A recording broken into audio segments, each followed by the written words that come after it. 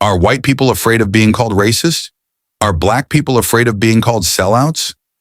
These fears shape how we talk, act, and even think. Identity insecurity drives behavior more than we admit, and on social media, it becomes amplified. Let's break down how both sides navigate this tension. Labels carry power. Racist and sellout are more than words. They define social boundaries. They signal who belongs and who doesn't. They provoke fear and self-censorship, and they influence public behavior daily. Understanding this fear is key to understanding modern racial dynamics. For many white people, being called racist is terrifying. It can affect reputation, career, friendships. It can provoke defensive reactions. Some overcompensate to prove they are not racist. Some avoid racial discussions entirely. This fear shapes how privilege is displayed or hidden. For black people, being labeled a sellout is also intimidating. It implies betrayal of community values. It can isolate socially or culturally. It can make one feel morally compromised. The fear is not always about intention, but perception. And perception often carries more weight than reality. Identity insecurity exists for both groups, but manifests differently. White people fear external judgment from broader society. Black people fear internal judgment from within their community. Both pressures influence behavior. Both restrict honest expression at times. Both create tension in personal and professional spaces. Social media amplifies these fears.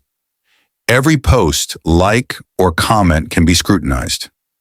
Every misstep may trigger public shaming.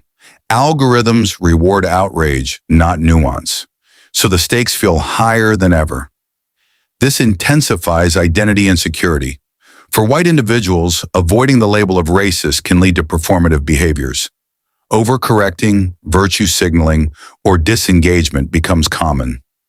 Actions may be well-intentioned, but disconnected from genuine understanding. The fear of being wrong overshadows authentic conversation.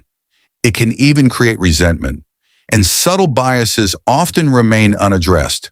For black individuals, avoiding the label of sellout can limit opportunities.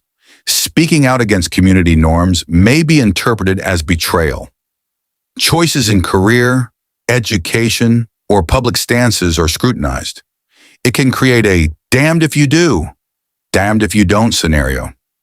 The pressure to conform becomes invisible chains. Even success can be questioned. Both fears intersect with social expectations. They are reinforced by history, culture, and media narratives. They create a feedback loop, action to judgment, to fear, to self-censorship. Over time, this shapes behavior patterns in predictable ways.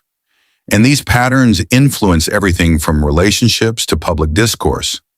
Sometimes the fear is weaponized. Racist can be used as a threat or a silencing tactic.